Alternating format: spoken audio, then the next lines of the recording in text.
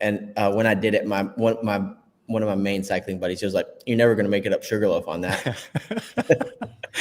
Did you have to get out of the saddle, or were you able to stay seated? Out of the saddle, yes. Yeah. But I can make it up Sugarloaf. You could do it, yeah. Well, it's wild. Like Taddy's time over the Alpe d'Huez last year, you know, like I did the little virtual stuff on Zwift, and I was like 30 minutes behind him, and he was averaging over 400 watts with like 100 cadence, and I'm like trying to keep up at 300 watts, and I'm doing like 65 cadence. It just was impossible. What stage was that last year? What day of the tour was that? God, I thought it was like 14 or something. You got to put that in perspective. 13 days of residual fatigue, and then put those numbers up. Coach, that to me is what's Alpe d'Huez is like the second climb of those days. So they've got like an hour, then like an hour climb. That's like a Cat 3. Then you have the Cat 4 of Alf right after it. So they've already got 3.5 hours under their legs before they start Alpe d'Huez, which is that's what you have to put into perspective. The entire chat.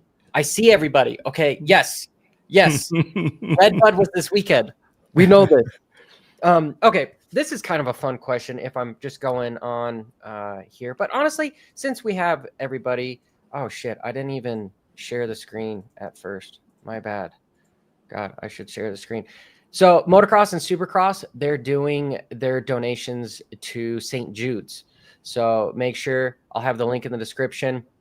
If you donate, you'll get one of these badass t-shirts. Love Moto, Stop Cancer. So I'll have that in the link. Guys, it's always nice to give. Zach has one of those. I've seen him in pictures with it. Yep.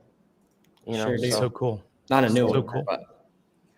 But okay, Larocco's Leap. The last time I did Larocco's Leap was 2016. I was 130 pounds. I could do it from second gear out of the corner on my stock KX 450.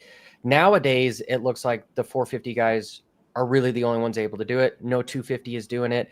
It's the most iconic jump in motocross.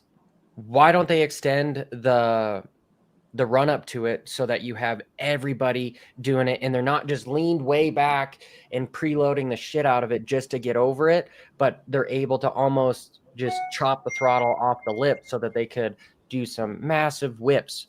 You know, do you think that's a good idea, Zach? I like it the way it is. I think that the first couple 250s should be able to do it, but I don't think it should be a freebie for the 250s. I like it with a little bit of variety. Obviously, the 450s can all jump it, whether they, I guess if they feel like it or whatever. But I like it the way it is. I wish a little bit more 250 guys would have done it this weekend, but definitely not all the 250s. Okay, plain and simple. Coach, do you have an opinion on Larocco's Leap? I love it only because the risk return is so big. You know, if you butter that thing, not only does it look cool, but you probably pick up a second and a half. Watching the video from the side, like when Jet hits it and then he just locks it up and he looks like he's going to nose pick it, I could sit and watch that all day long. The other thing I like about it is the way the landing is. If you case it, it's almost worse, right? Because then all of a sudden you case it, then you have that dreaded free fall for 8 or 10 feet. So the way it's designed, it's got a big cost benefit to it. I agree with Zach. I think it's great the way it is. If you want to do something for photos, just let them get a drive straight on and just hit it and let them throw whips. But in a race setting, it rewards those that take that risk. Yeah. It's freaking scary though, man. Like I can only imagine. It's a gnarly jump. That was one of my biggest reliefs when I retired, was like, wow, I don't ever have to hit that thing again. Do you feel that way at Millville at all?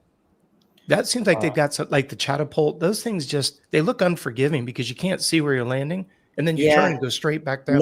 Nothing's like the leap, though. I mean, there's some big jumps, but the leap is, when you're going up and you're just like, I don't know where that landing is. I'm pretty sure I got it, but I don't really know. It's scary. And like you said, the consequence is big, with how big the landing is. It looked like they shaved it down a little bit this year because there was like some banks on the grass on top of the landing.